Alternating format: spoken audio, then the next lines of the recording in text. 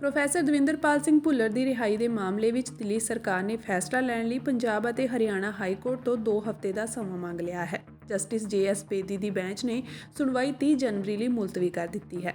Bench ਨੇ ਪਿਛਲੀ ਸੁਣਵਾਈ ਤੇ ਦਿੱਲੀ ਸਰਕਾਰ ਨੂੰ ਭੁੱਲਰ ਦੀ ਅਰਜ਼ੀ ਤੇ ਫੈਸਲਾ ਲੈ ਕੇ ਜਾਣੂ ਕਰਵਾਉਣ ਲਈ ਕਿਹਾ ਸੀ ਤੇ ਵਕੀਲ ਨੇ ਕਿਹਾ ਸੀ ਕਿ ਸੈਂਟੈਂਸ ਰਿਵਿਊ ਬੋਰਡ ਵਿੱਚ ਕੋਈ ਤਕਨੀਕੀ ਕਮੀ ਸੀ, ਲਿਹਾਜ਼ਾ ਫੈਸਲਾ ਲੈਣ ਲਈ ਹੋਰ ਸਮਾਂ ਦਿੱਤਾ ਜਾਵੇ।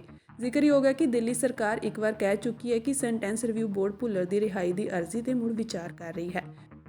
ਪਰ ਬਾਅਦ ਵਿੱਚ ਦਿੱਲੀ ਸਰਕਾਰ ਦੇ ਵਕੀਲ ਨੇ ਇਹ ਕਹਿ ਦਿੱਤਾ ਸੀ ਕਿ ਇਹ ਪਟੀਸ਼ਨ ਪੰਜਾਬ ਅਤੇ ਹਰਿਆਣਾ ਹਾਈ ਕੋਰਟ ਵਿੱਚ ਦਾਖਲ ਹੀ ਨਹੀਂ ਕੀਤੀ ਜਾ ਸਕਦੀ, ਜਿਸ ਤੇ ਬੈਂਚ ਨੇ ਭੁੱਲਰ ਦੇ ਵਕੀਲ ਨੂੰ ਇਹ ਸਾਬਿਤ ਕਰਨ ਲਈ ਕਿਹਾ ਸੀ ਕਿ ਦਿੱਲੀ ਦੇ ਮੁਲਜ਼ਮ ਦੀ ਰਿਹਾਈ ਦੀ ਮੰਗ ਨੂੰ ਲੈ ਕੇ ਪੰਜਾਬ ਅਤੇ ਹਰਿਆਣਾ ਹਾਈ ਕੋਰਟ ਵਿੱਚ ਪਟੀਸ਼ਨ ਕਿਵੇਂ ਦਾਖਲ ਕੀਤੀ ਜਾ ਸਕਦੀ ਹੈ। ਭੁੱਲਰ ਦੇ ਵਕੀਲ ਵੀ.ਕੇ. ਜਿੰਦਲ ਨੇ ਦਲੀਲਾਂ ਦਿੱਤੀਆਂ ਸੀ ਕਿ ਭੁੱਲਰ ਪੰਜਾਬ ਦਾ ਰਹਿਣ ਵਾਲਾ ਹੈ, ਉਹਨਾਂ ਦਾ ਪਰਿਵਾਰ ਤੇ ਜਾਇਦਾਦ ਪੰਜਾਬ ਵਿੱਚ ਹੈ ਤੇ ਪ੍ਰਿਜ਼ਨਰ ਟ੍ਰਾਂਸਫਰ ਐਕਟ ਤਹਿਤ ਹੀ ਉਹਨਾਂ ਨੂੰ ਦਿੱਲੀ ਤੇ ਪੰਜਾਬ ਸਰਕਾਰ ਦੀ ਸਹਿਮਤੀ ਉਪਰੰਤ ਪੰਜਾਬ ਤਬਦੀਲ ਕੀਤਾ ਗਿਆ ਹੈ, ਲਿਹਾਜ਼ਾ ਪਟੀਸ਼ਨ ਇੱਥੇ ਦਾਖਲ ਕੀਤੀ ਜਾ ਸਕਦੀ ਹੈ। ਇਹ ਵੀ ਹਾਈ ਕੋਰਟ ਦੇ ਧਿਆਨ ਵਿੱਚ ਲਿਆਂਦਾ ਗਿਆ ਕਿ ਭੁੱਲਰ ਦਿੱਲੀ ਵਿੱਚ ਹੋਏ ਅਪਰਾਧ ਵਿੱਚ ਸ਼ਾਮਿਲ ਸਨ ਤੇ ਰਿਹਾਈ ਦਾ ਫੈਸਲਾ ਦਿੱਲੀ ਸਰਕਾਰ ਨੇ ਲੈਣਾ ਹੈ।